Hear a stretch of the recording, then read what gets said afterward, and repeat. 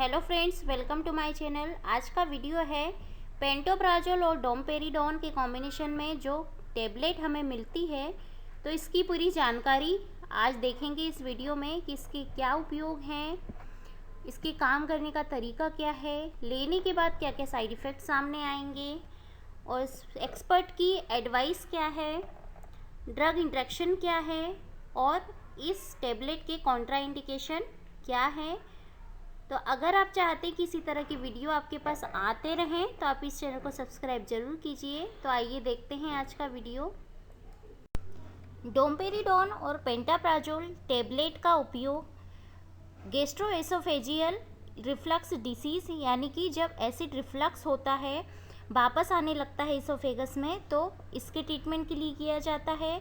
अगर peptic ulcer disease है यानी कि जब स्टमक या इंटेस्टाइन का अल्सर है, उसमें दी जाती है। इसके बाद नोज़िया और वोमिटिंग के ट्रीटमेंट के लिए भी ये टेबलेट दी जाती है। इसके बाद अगर स्टमक में ज़्यादा एसिड की मात्रा बन रही है तो उसको भी सिक्रेशन बंद करने के लिए दी जाती है। इसके बाद है अगर डायबिटिक गैस्ट्रोपेरेसिस है या हार्ट बर्न है पेशेंट को, तो इस कंडीशन में प्रिस्क्राइब की जाती है।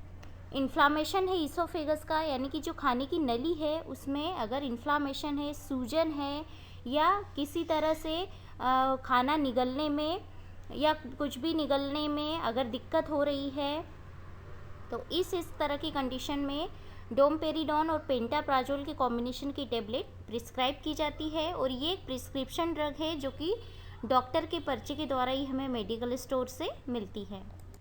अब पेंटोप्राजोल और डोमपेरिडोन टेबलेट के कुछ ब्रांड नेम देखेंगे, जैसे पेंटोसेक डी है, रूसीट पीडी है, इसराब डी, पेंटियम डी, पीटीसीड प्लस और एसीकूल पीडी, ये इसके कुछ ब्रांड नेम हैं। इसके अलावा आपके एरिया के हिसाब से और डॉक्टर के हिसाब से ब्रांड नेम हो सकते हैं।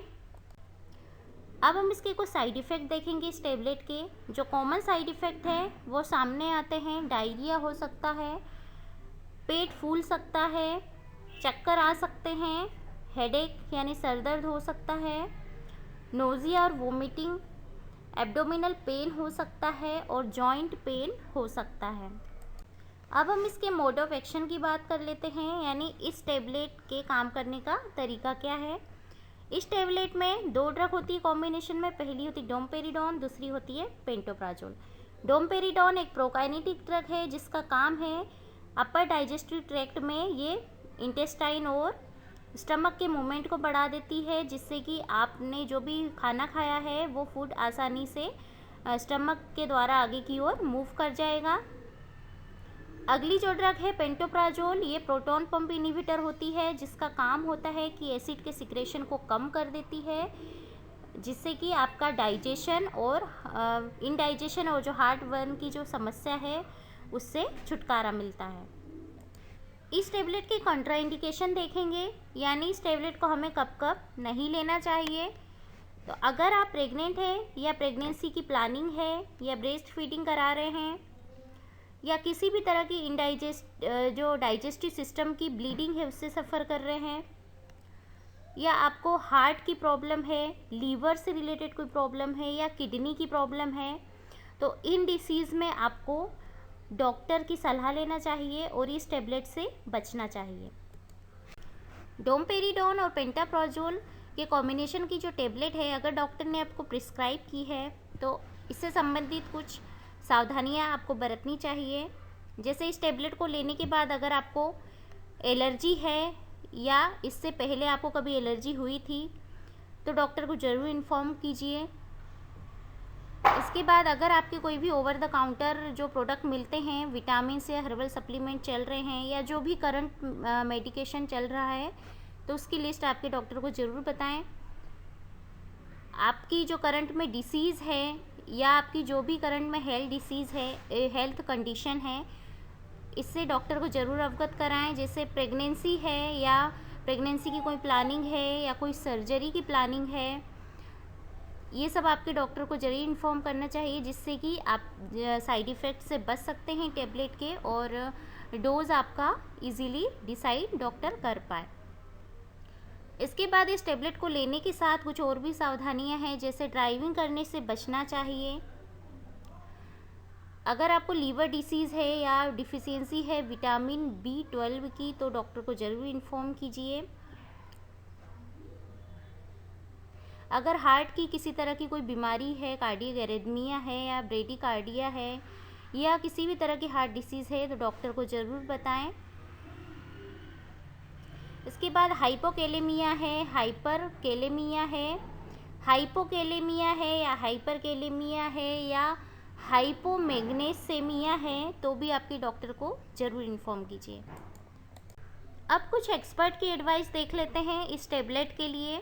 तो अगर आपके डॉक्टर ने एसिडिटी या हार्टबर्न की समस्या के लिए आपको डोमपेरिडोन या पेंटोप्राजोल का कॉम्बिनेशन की टेबलेट प्रिस्क्राइब की है, तो इस टेबलेट को आपको मॉर्निंग में खाने के 1 घंटे पहले लेना है और इस टेबलेट को लेने के 1 घंटे के बाद ही कुछ खाना है।